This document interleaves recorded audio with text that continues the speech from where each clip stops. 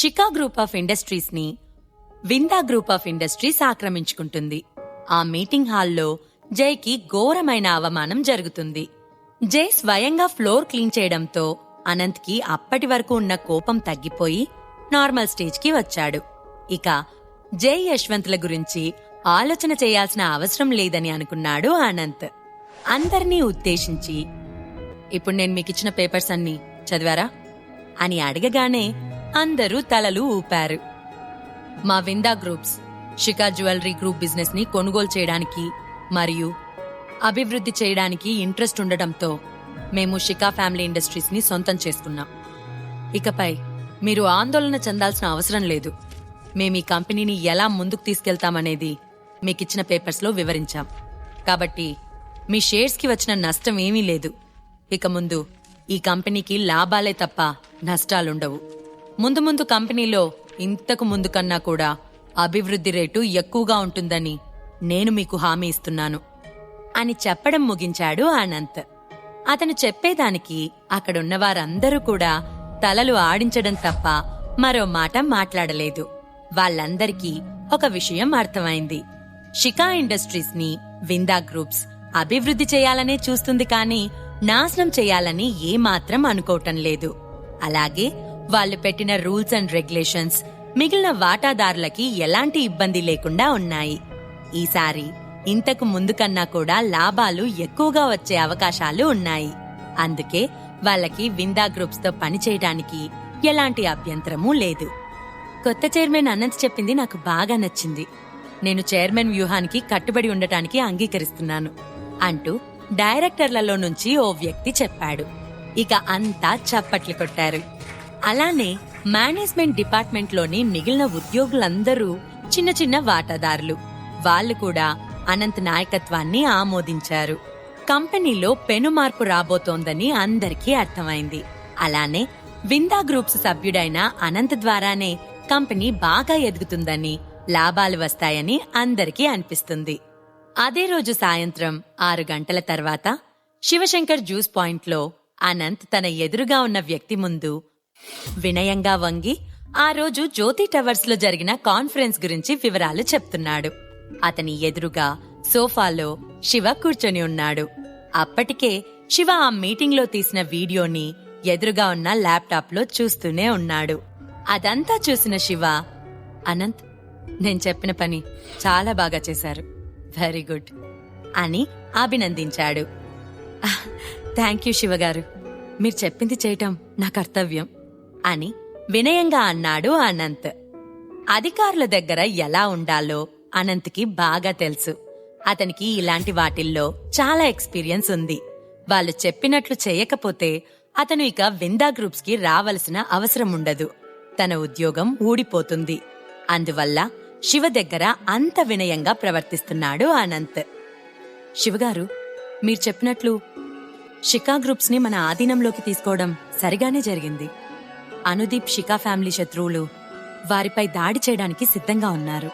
కానీ వాళ్ళ అల్లుడు రాహుల్ ఫ్యామిలీ కూడా సిటీలో కాస్త పేరు కలిగిన ఫ్యామిలీ. వాళ్లే ప్రస్తుతం షికా ఫ్యామిలీకి అండగా ఉంటున్నారు. అందువల్ల షికా ఫ్యామిలీ కాస్త తేరుకుంటుంది. ఆ 2 ఫ్యామిలీస్ పై దాడి చేసి వాళ్ళని నాశనం చేయమంటారా అని అడిగాడు అనంత్. అదంతా అవసరం లేదు. కుందేలు తప్పించుకోవడానికి అనేక కన్నాలుంటాయి. అలానే షికా ఫ్యామిలీకి అనేక మంది వ్యాపారస్తులతో మంచి ఫ్రెండ్షిప్స్ ఉంటాయి. కాబట్టి ఇప్పుడు తగిలిన దెబ్బకి వాళ్ళు త్వరగానే కోలుకోగలరు. ఇక వాళ్ళని వదిలేసేయండి. మీరు శ్రవణ్ షికా యొక్క నగల ఫ్యాక్టరీపై అదనపు శ్రద్ధ వహించండి. షికా గ్రూప్స్ లో అందరి వాటాదారులకి ఎలా అయితే షికా గ్రూప్స్ నుంచి హెల్ప్ అందుతుందో అలానే శ్రవణ్ షికా ఫ్యాక్టరీస్ కి కూడా అందేలా చేయండి అని అన్నాడు శివ. శివ ఉద్దేశపూర్వకంగానే అనంత్ ద్వారా షికా గ్రూప్స్ ని సొంతం చేసుకున్నాడు. అందులో షికా గ్రూప్ సంస్థలే కాదు, తన మామగారి ఆర్నమెంట్ ఫ్యాక్టరీ కూడా ఉంది. అన్ని ఫ్యాక్టరీలతో పాటు తన మామగారి ఫ్యాక్టరీ కూడా అభివృద్ధి చెందుతుందని చాలా సంతోషించాడు. నేను మీరు చెప్పినట్లే చేస్తాను. అలానే బోర్డు మెంబర్స్లో మిస్టర్ శ్రవణ్కి ముఖ్యమైన స్థానం ఇవ్వమంటారా అని వినయంగా అడిగాడు అనంత్. మీరు మీ సొంత తెలివిని ఉపయోగించకండి. నేను చెప్పింది చేయండి చాలు అని సీరియస్గా అన్నాడు శివ. నన్ను క్షమించండి శివగారు అని గౌరవపూర్వకంగా అన్నాడు అనంత్. శివ గురించి తెలుసుకున్న అనంత్ అతని అభిమానం కోసం ఏం చేయడానికైనా సిద్ధంగా ఉన్నాడు. అనంత్ యొక్క ప్రవర్తన చూసి శివ మెల్లగా నవ్వుకున్నాడు. కంపెనీకి మంచి జ్యువెలరీ డిజైనర్లు, అలానే చీఫ్ డిజైనర్ని రిక్రూట్ చేయండి అని చెప్పాడు శివ. తప్పకుండా సార్, నేను ఆ ప్రాసెస్లోనే ఉంటాను అన్నాడు అనంత్.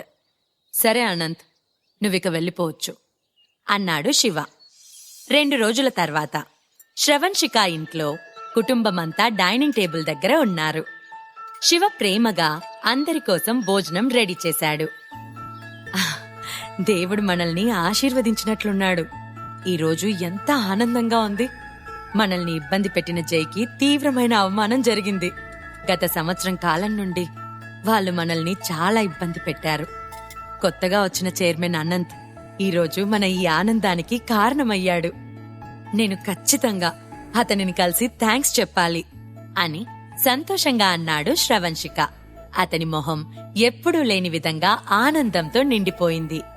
యశ్వంత్ ఫ్యామిలీ చాలా క్రూరమైంది. కోరి శత్రువులను తెచ్చుకుంటారు. ఈసారి ఓ పెద్ద బిగ్ షాట్తో పెట్టుకున్నట్లున్నారు కాబోలు. అందుకే ఘోరమైన అవమానానికి గురయ్యారు. వాళ్ళకి ఇలా జరగాల్సిందేలే అని ఆనందంతో అన్నది రేణుకాదేవి. ఈసారి వచ్చిన కొత్త చైర్మన్ నగల ఫ్యాక్టరీలన్నింటినీ విడివిడిగా కాకుండా కంపెనీలో కలిపేశాడు. దాని ద్వారా భవిష్యత్తులో షేర్ వాల్యూ పెరుగుతుంది. అలానే కంపెనీలో మన ప్రావిడెంట్ కూడా పెరుగుతుంది. మనం భారీ నష్టం నుండి బయటపడ్డామని చెప్పొచ్చు అన్నాడు శ్రవణ్ శిఖ. జ్యువెలరీ ఇండస్ట్రీస్ లో మార్పనేది ఆ సిటీలోనే పెద్ద సంచలనం సృష్టించింది. ఆ family companies board of directors అయిన యశ్వంత్ మరియు జై గురించి వార్తలు సిటీ అంతా కూడా వ్యాపించాయి. దీనివల్ల వాళ్ళు బయట కనిపిస్తే చాలు అంతా నవ్వుతూ హేళన చేస్తున్నారు. లోకల్ ఛానల్స్ లో కూడా వాళ్ళ గురించి వార్తలు వచ్చాయి. Breaking news: Shikha group member mister జైకి కంపెనీ బోర్డు సమావేశంలో ఘోర అవమానం. అందరి ముందే అతనితో బలవంతంగా ఫ్లోర్ క్లీన్ చేయించిన అతని తండ్రి యశ్వంత్ శిఖా అని ఫ్లాష్ న్యూస్ లో కూడా రాసాగింది. సురభితో పాటు ఆమె కుటుంబం అంతా కూడా ఈ విషయానికి ఆనందపడ్డారు. మనల్నే వీధులపాలు చేస్తానని అన్నాడు. అలాంటిది ఇప్పుడు అనుకోకుండా ఈరోజు అతనే వీధులపాలయ్యాడు. మా నాన్న సంపాదించిన ఈ శిఖా గ్రూప్స్ ని మా కజిన్స్ సరిగా నడిపించడంలో ఫెయిల్ అయ్యారు. విందా గ్రూప్ ఆఫ్ ఇండస్ట్రీస్ వంటి పెద్ద కంపెనీ చేతిలోకి శిఖా గ్రూప్స్ వెళ్లటం అనేది మంచిదే.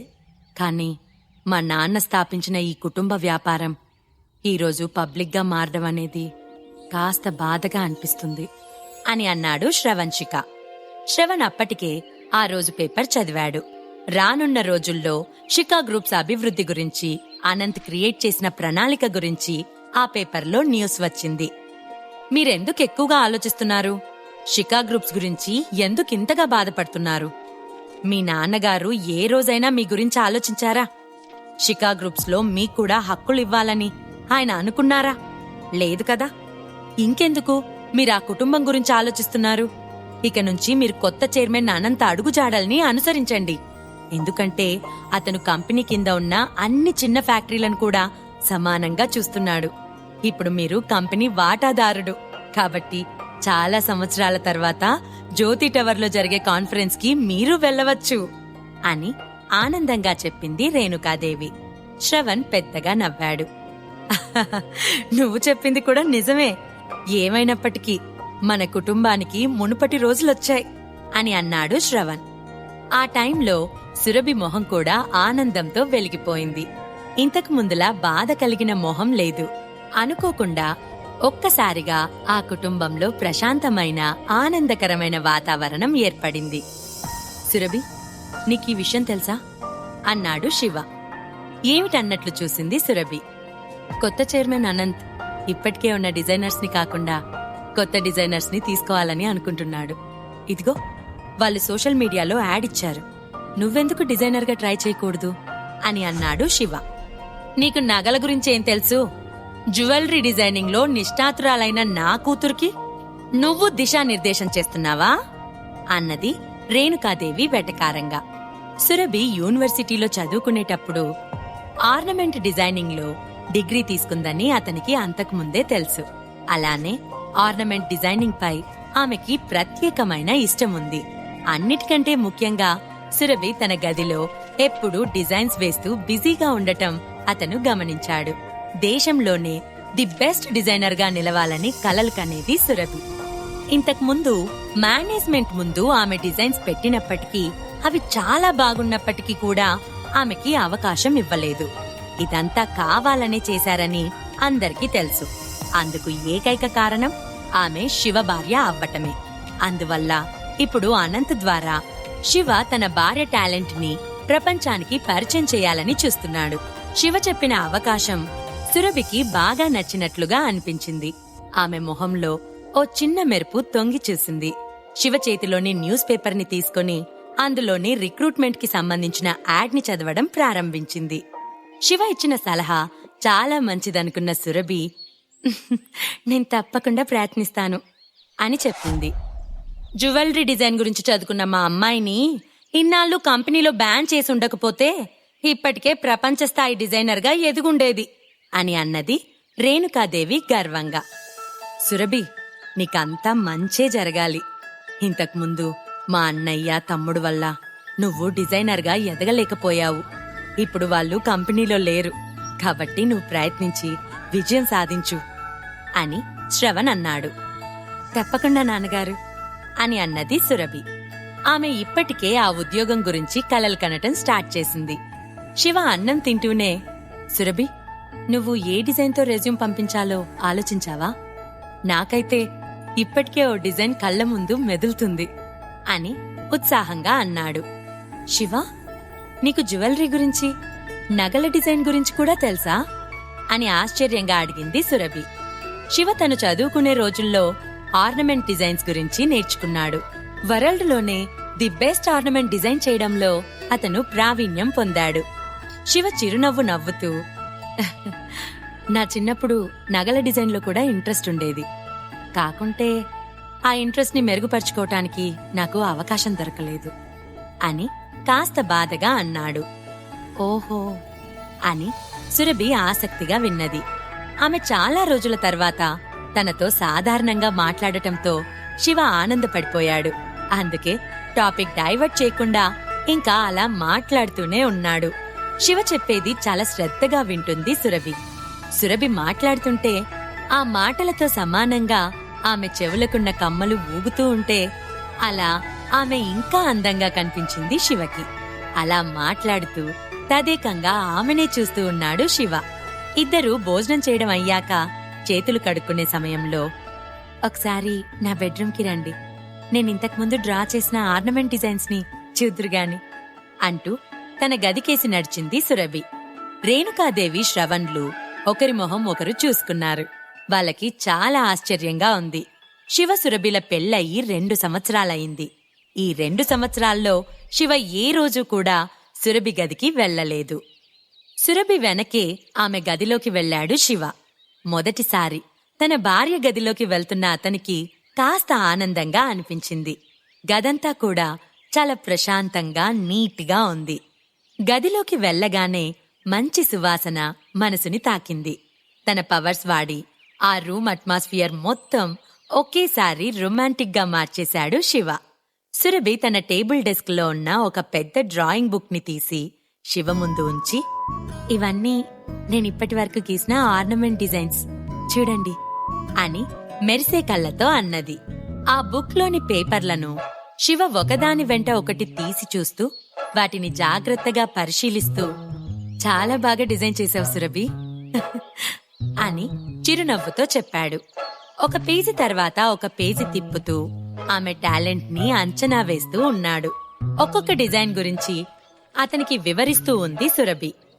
నిజంగా నీలో ఇంత టాలెంట్ ఉందా సురభి అని ఆశ్చర్యంగా ఆమె వైపు చూశాడు శివ.